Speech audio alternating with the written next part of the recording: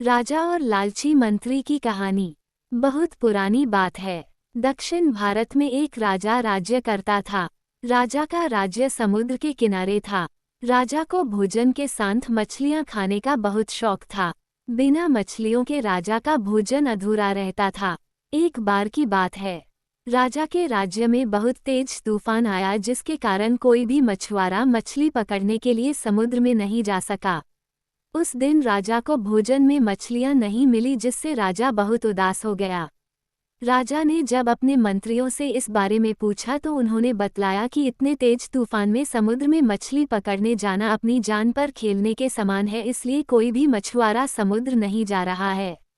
राजा ने घोषणा करवाई कि जो भी समुद्र से ताजी मछलियां लाएगा उसे मुंह मांगा इनाम दिया जाएगा। राजा की घोषणा सुनकर मछुआरों के मन में लालच तो आया, किंतु कोई भी मछुआरा अपनी जान जोखिम में डालने के लिए तैयार नहीं हुआ।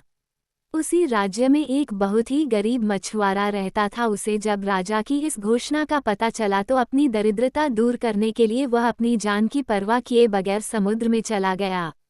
समुद्र में उसने जाल फेंका, जिसमें कई बड़ी बड़ी मछलियां फंस गई। मछुआरा मछलियां लेकर राजा के महल पहुंच, किंतु राजा के सैनिकों ने उसे महल में नहीं घुसने दिया। राजा के एक खास मंत्री ने मछुआरे को ताजी मछलियों के साथ देखा तो मछुआरे को अपने साथ राजा के पास ले जाने के लिए तैयार हो गया।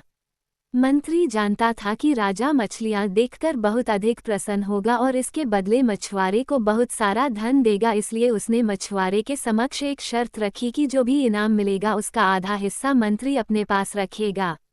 मछुआरा मंत्री की बात मान गया और मंत्री मछुआरे को लेकर राजा के पास पहुंचा। मछुआरे के पास ताजी ताजी मछलियां देख राजा बहुत खुश हुआ। राजा ने मछुआरे को मुंह मांगा इनाम मांगने के लिए कहा। मछुआरा राजा से हाथ जोड़कर बोला, महाराज, मुझे 20 कोड़े मारे जाएं। मछुआरे की बात सुनकर राजा को बड़ा आश्चर्य हुआ और उसने फिर से मछुआरे से कुछ मांगने के लिए कहा, किंतु मछुआरे ने फिर 20 कोड़े खाने का इनाम मांगा। राजा ने अपने सैनिकों को बुलाया और मछुआरे को 20 कोड़े मारने का आदेश दिया। सैनिकों ने मछुआरे को कोड़े मारना शुरू किया। 10 कोड़े खाने के बाद मछुआरा राजा से बोला, महाराज, मुझे आप जो भी इनाम देंगे उसका आधा हिस्सा मुझे मेरे हिस्सेदार को देना पड़ेगा, इसलिए बाकी के 10 कोड़े मेरे हिस्सेदारी को दे दिए जाएं।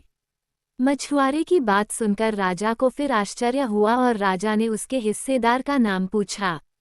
मछुआरा मंत्री की तरफ इशारा करते हुए बोला, महाराज, यही मेरे हिस्सेदार हैं। इन्होंने ही मुझे आपके पास लाने के बदले प्राप्त इनाम का आधा हिस्सा मांगा है। राजा ने मंत्री की ओर देखा तो मंत्री ने शर्म से अपना सर झुका लिया।